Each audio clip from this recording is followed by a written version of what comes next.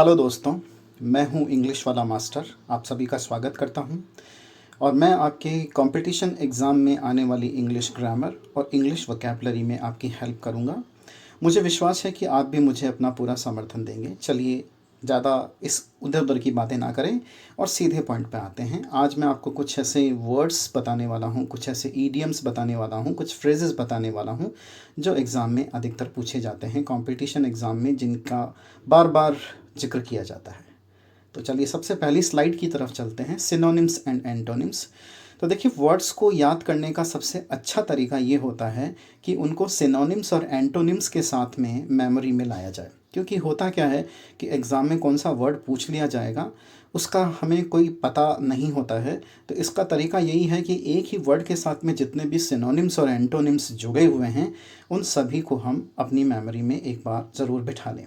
तो देखिए, सबसे पहला वर्ड आपको दिखाई दे रहा है लैसिट्यूड, इसे हम बोलते हैं। लैसिट्यूड का मतलब होता है ढीलापन, स्लैकनेस, आलसीपन जिसे बोलते हैं, उसी को हम लैसिट्यूड बोलते हैं। तो इस तरह से आपके पास में टायर्डनेस जैसा जो वर्ड जो आपने अभी तक सुना था उसके लिए बहुत सारे वर्ड्स इकट्ठे हो जाएंगे अगर आप इस स्लाइड को ध्यान से देखें। स्लैकनेस भी लैसिट्यूड के लिए यूज़ किया जाता है, लेथार्जी भी इसी के लिए यूज़ किया जाता है, और इनएनिशन ये भी इसी के लिए वर्ड है। स्लगिशनेस, लिस्टलेसनेस और लैंगोर, फीबलनेस, टायर्डनेस और फटीग, ये सारे शब्द जो हैं लैसिट्यूड के लिए यूज़ किए जाते हैं। तो आपको अब याद एक शब्द रखना है हिंदी में, वर्ड थकान। और थकान और सुस्तपन, ये दो शब्द आपको दिमाग में रखने हैं। इनके लिए लैसिट्यूड और उससे मिलते जुलते शब्द होते हैं, स्लैकनेस, लेथार्जी वगैरह वगैरह, जो आपको आपकी इस स्लाइड में दिखाई दे रहे हैं। अब इसके एंटोनिम्स पे चलते हैं, इसके उल्टे, जिसमें हमें मालूम पड़े कि काफ़ी क्विकनेस है, फुर्तीलापन है और जिसमें काफ़ी अच्छा उत्साह और जोश है, उसके लिए क्या वर्ड्स यूज़ किए जा सकते हैं। तो लेसिट्यूड के जो अपोजिट वर्ड्स हैं वो हैं क्विकनेस, एजिलिटी इसे बोलते हैं, एंथुसियाज्म बोलते हैं, जील, ब्रिस्कनेस, लाइवलीनेस और विवेशियसनेस। तो इस तरह से आपके पास में लेसिट्यूड के सिनोनिम्स और एंटोनिम्स इस तरह से तैयार हो जाते हैं। हम अगली स्लाइड की तरफ चलते हैं। अगली स्लाइड में आपको ये जो वर्ड दिखाई दे रहा है PINNACLE, इसे बोलते हैं पिनेकल। पिनेकल का मतलब होता है टॉप, शीर्ष या शिखर। अब शीर्ष या शिखर के लिए आपके पास में इतने सारे वर्ड्स हो गए, pinnacle, top, zenith, extreme, apex, acme, crescendo, culmination, peak और समिट। इनके रेफरेंस थोड़े बहुत अलग अलग हो सकते हैं, लेकिन फिर भी इन वर्ड्स को एक दूसरे के रेफरेंस में भी यूज़ किया जा सकता है। इसके एंटोनिम्स की बात करें, यानी जो अगर ये शीर्ष है तो इसका एंटोनिम पैंदे की तरफ या नीचे के स्तर की तरफ इशारा करेगा।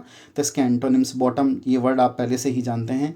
नादिर भी एक वर्ड है और ये अबिस, अबिस भी एक वर्ड है जो पिनेकल के एंटोनिम के रूप में यानी अपोजिट वर्ड के रूप में यूज़ किया जाता है।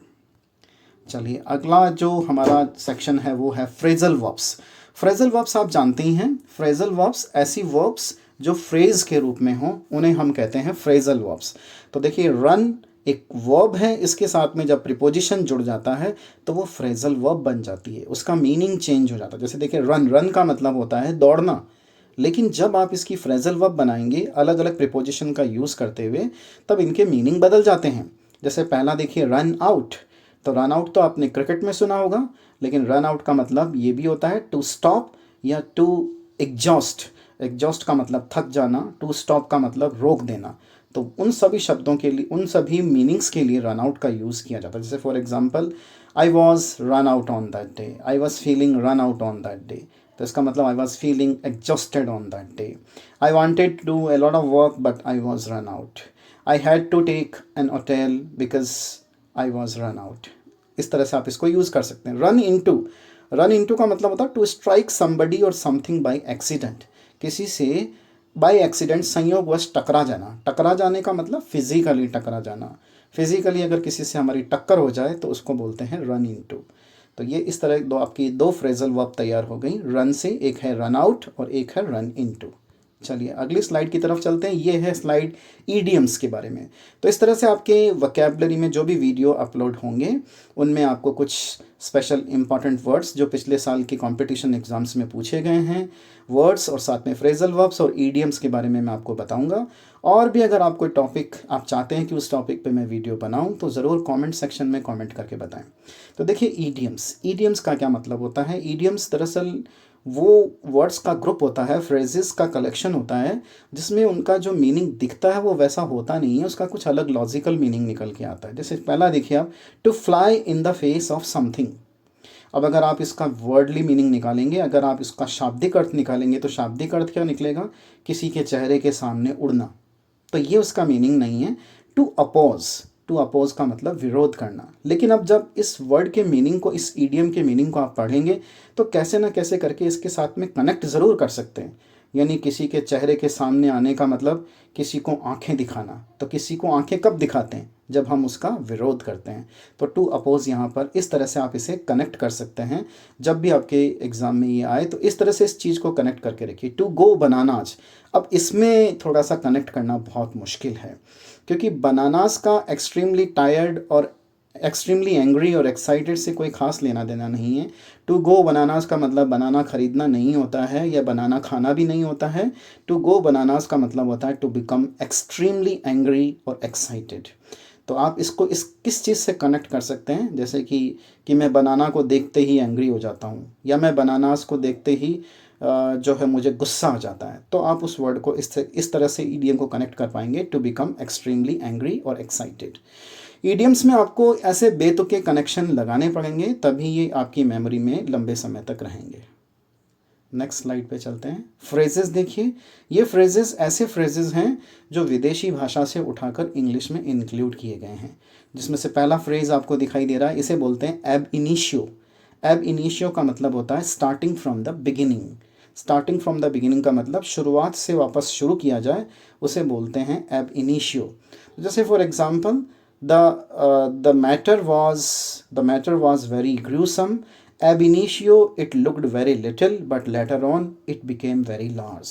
Ab initio means at the starting it looked very little, छोटा दिखाई दिया, लेकिन बाद में क्या हो गया? ये लार्ज हो गया। इन ए नटशेल का मतलब in brief. In a nutshell I want to say that this programme is having a lot of potential. तो इन अ नटशेल मतलब इन ब्रीफ, संक्षिप्त में किसी चीज़ को बता देना, उसको बोलते हैं इन अ नट शेल। तो नट शेल, अब इसको आप थोड़ा इस तरह से कनेक्ट कीजिए। शेल, शेल जैसे कोई भी ड्राई फ्रूट होता है, जैसे अगर आपने पिस्तेशियो या पिस्ते खाए हैं तो पिस्ते की जो शेल होती है उसके अंदर नट, यानी पिस्ते की शेल के अंदर से नट निकाल देना, यानी चीज़ को किसी को समराइज़ कर देना, ब्रीफ कर देना, उसे हम बोलते हैं in a nutshell. So thank you for watching. Like करें आप इस वीडियो को, और चैनल को भी सब्सक्राइब करें इसी प्रकार के दूसरे वीडियोस के लिए। और इस वीडियो को अगर आपने काफ़ी पसंद किया है तो पसंद करने का जो है आगे तरीका यही होता है कि इसे आप शेयर भी करें, ताकि और दूसरे लोगों तक भी ये जानकारी पहुँचे। और कमेंट सेक्शन में ज़रूर बताएं कि किस तरह से हम अपने वीडियोस को और बेहतर बना सकते हैं, और कौन कौन से टॉपिक्स पे वीडियो बनाए जा सकते हैं। Thank you again very much for watching.